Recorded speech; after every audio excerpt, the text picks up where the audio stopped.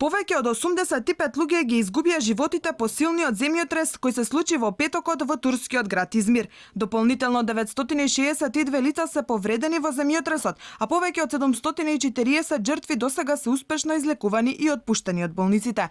Утрово позитивна вест соопштија властите. Тригодишното девојче Елиф Перинчек било спасено од турната зграда скоро 65 часа по земјотресот.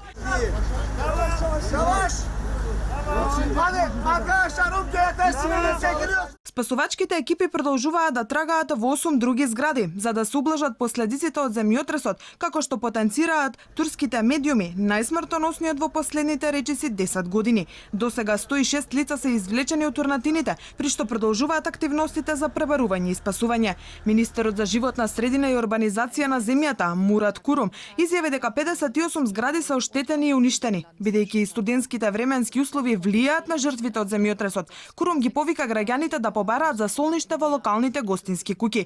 Повеќе од 3500 шатори и 13.000 кревети им се на располагање на преживеаните како привремено за солниште, пренесуваат медиумите.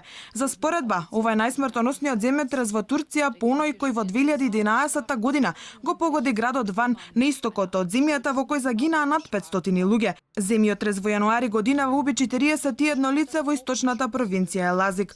Земјотрес со јачина од 6,6 степени го стресе турскиот град на 30 октомври со епицентар во Егејското море, кај местото Сеферхисар во Измир.